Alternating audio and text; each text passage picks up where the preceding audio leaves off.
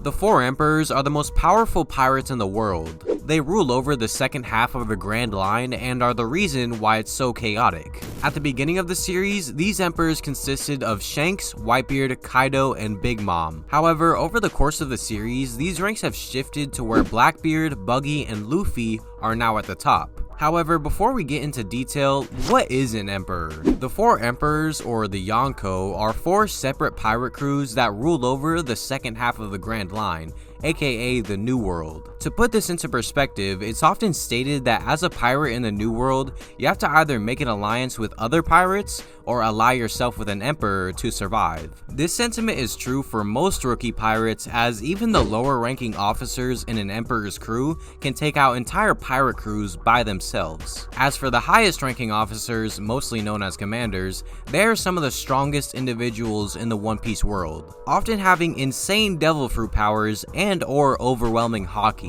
However, it's also said that the crew of the yonko don't even compare to the emperor themselves. In fact, most of the yonko are considered top 10 strongest characters in the series. For context, the yonko are the entire reason why the Seven Warlord system even exists, to give the world government somewhat of an even playing field. But even then, it took the combined forces of the Marines and the Warlords to just stop one emperor and his crew during the Paramount War. So as you can imagine, the combined forces of two emperors is said to be unstoppable, but that would never happen because all four yonko are locked in an eternal struggle to find the One Piece. This is basically why there are four emperors, as if one yonko were to try to attack another, and even if they succeeded, they would still be left in a vulnerable state and be screwed over by the other two. Though that's not to say that the emperors or their forces don't clash from time to time. So without further ado, let's get into the first of the four emperors.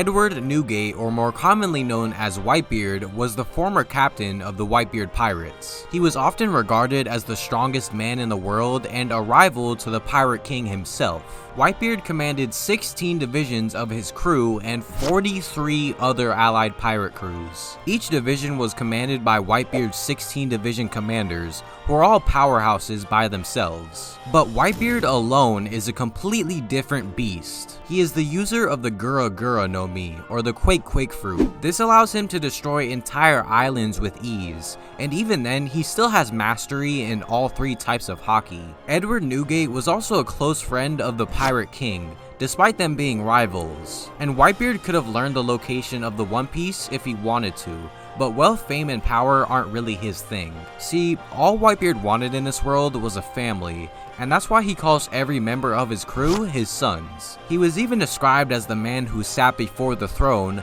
by Doflamingo, because instead of learning the location of the One Piece from Roger, he decided to learn the true history of the world instead. As a yonko, Whitebeard was less of a conqueror and more of a peacekeeper, despite him being overwhelmingly powerful. However, Whitebeard's reign as an emperor came to an end when he and his entire crew went to go save Ace from being executed. In this battle, known as the Paramount War, Whitebeard lost his life and he failed his objective to save Ace, as he died as well. But that's not to say that the Whitebeard pirates are weak, as they gave the entire navy and the warlords a run for their money.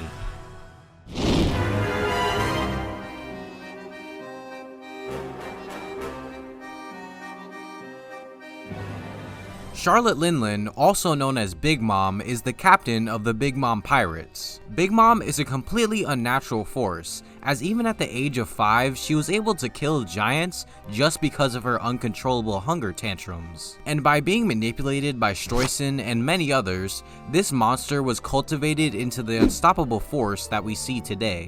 The Big Mom Pirates are commanded by 3 sweet commanders, and under them are the officers, which are made up of Big Mom's 85 children. Yes, 85 natural-born children, no adoptions. These forces largely reside in Tado Land, a paradise for all races of the world, made out of candy and other sweets. Now, Big Mom herself has the powers of the Soul Fruit, which allow her to manipulate the souls of others as well as herself.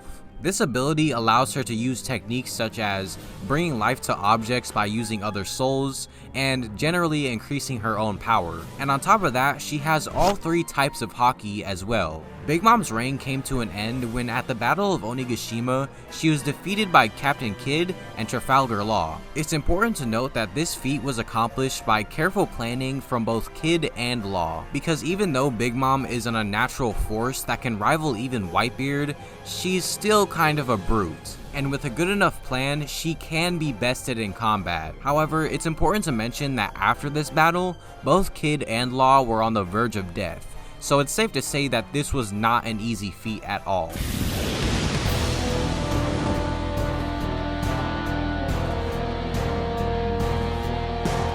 100 Beast Kaido is the Governor General of the Beast Pirates. He is often regarded as the strongest creature in the world, and one of his epithets is King of the Beasts. Kaido commands over 20,000 crew members, and under him are his 3 commanders, or the All-Stars. But none of these forces compare to the captain himself. Not only does Kaido have complete mastery over all 3 types of haki, but also insanely thick skin that can only be penetrated by the strongest characters in the series. Like seriously, he's so durable that his main hobby is trying to commit suicide. And even beyond that, you still have to get past his Zoan Devil Fruit powers, which allow him to turn into a dragon. Kaido is somewhat of an anarchist. His goal is not only to die at the hands of someone stronger than him, but also bring about a war that will shatter the status quo and create a system where only the strong survive. This is why he has over 500 artificial devil fruit users in his crew, and some of his top ranking officers such as the Toby Roppo or the All-Stars have rare devil fruits that allow them to turn into exotic creatures. But unfortunately, or fortunately, this dream was cut short by the hands of Monkey D. Luffy and his allies during the raid of Onigashima.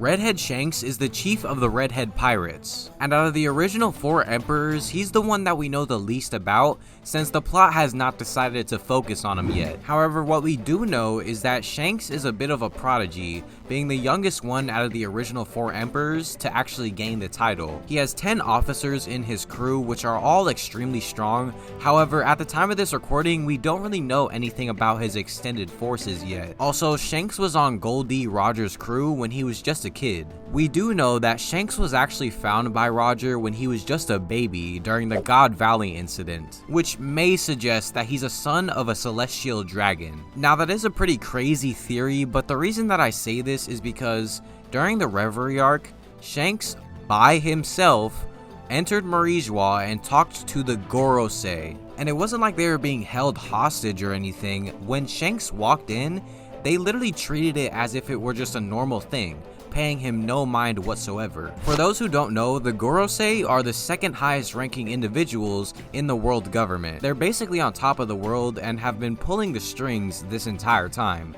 Kind of, but that's a different video. But still, the fact that Shanks was able to do this, or even go to Marijois in the first place, tells us that we really don't know anything about his true intentions. I mean, as an emperor, Shanks is a peacekeeper, kind of like Whitebeard, and he just now decided to go after the One Piece, even though Luffy is already 3/4 of the way there. But whatever. Speaking of Luffy, whenever we see Shanks, he's always talking about the new generation of pirates, and this is actually why he entrusted his straw hat to Luffy, to invest in the new generation, as he said. Just like the other emperors that we've talked about, Shanks is extremely powerful, and while he doesn't have any devil fruit powers, he makes up for this in his haki usage. For real, he's so good at using Conqueror's haki that he can literally stop observation haki users from seeing into the future. He was also seen clashing with Whitebeard, and before he lost his arm, he would regularly duel with Mihawk, the world's greatest swordsman.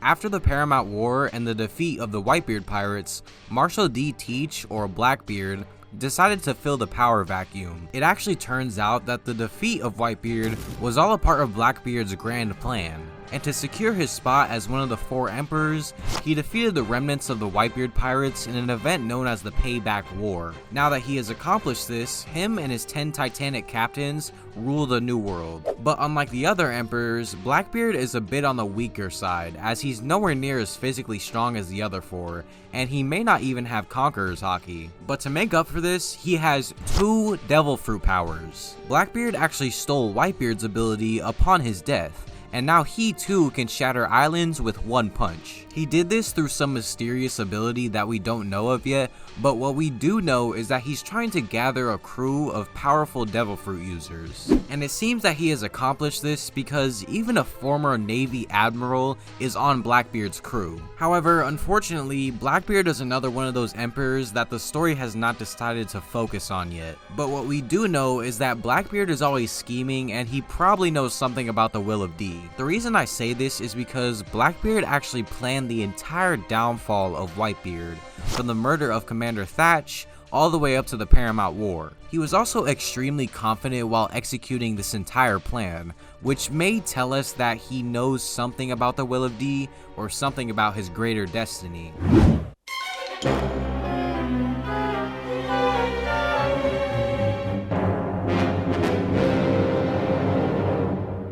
Now we're on to one of the most recent emperors. After the defeat of Big Mom and Kaido, the Marines saw the threat of the new organization known as Cross Guild. Cross Guild's main objective is to put bounties on Marines, which gives other criminals more of an incentive to go after them. With this and all the other issues that the world government is facing, Cross Guild was labeled a new emperor, or should I say Buggy the Clown was. Now this was a big revelation in the One Piece community, because Buggy isn't exactly the emperor type. He's a coward, doesn't have haki, and one of the weakest antagonists in the entire series. But since he has the backing of multiple underground organizations, plus Mihawk and Crocodile, he is seen as the ultimate threat. And let me put an emphasis on seen as. In reality, Crocodile and Mihawk came together to form a new pirate crew after the collapse of the 7 warlords. And Crocodile thought it was convenient to take over Buggy's organization,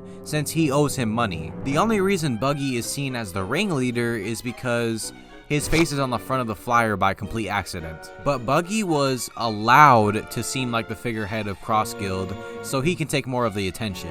For all intents and purposes though, this plan is pretty solid. Crocodile is the mastermind who almost took over an entire country, Mihawk is the world's greatest swordsman, who is actually Yonko level, and Buggy is the one who takes all the blame. Simple as that.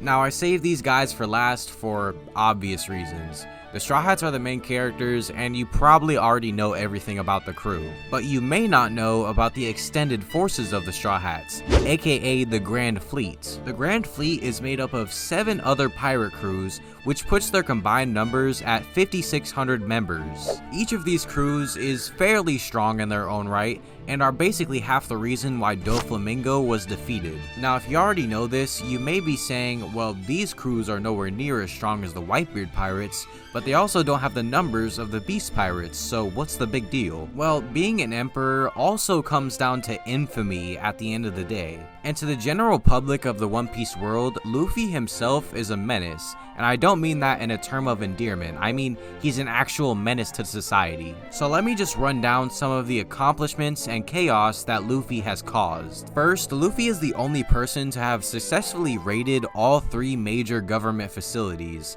along with declare war on the world government themselves. Second, Luffy has defeated 3 warlords of the sea and made allies with many others. Third, he is the son of the Revolutionary Army's leader, Dragon. 4, he and his pirate alliance managed to defeat 2 Emperors of the Sea simultaneously. And finally, to the public, he defeated the marine hero Garp in 1 hit. Garp is also his grandfather, by the way. So yeah, to the general public of the One Piece world, Luffy is literally one of the most dangerous people alive, especially since he was able to do all of that in such a short amount of time. So yeah, that was basically all of the Yonko explained. Hopefully you guys enjoyed, And this video is a little bit longer than my other ones, so tell me if you like the extended length. Pause. But anyways, I think I'm gonna do a video on each of them individually, maybe? Tell me if that's something that y'all would like in the comments. I'm thinking about it, because I really want to do one on the Beast Pirates, and I really want to do one when Film Red comes out and we get to learn more about Shanks and them. So I'm running out of breath, so yeah, let's just end the video right here.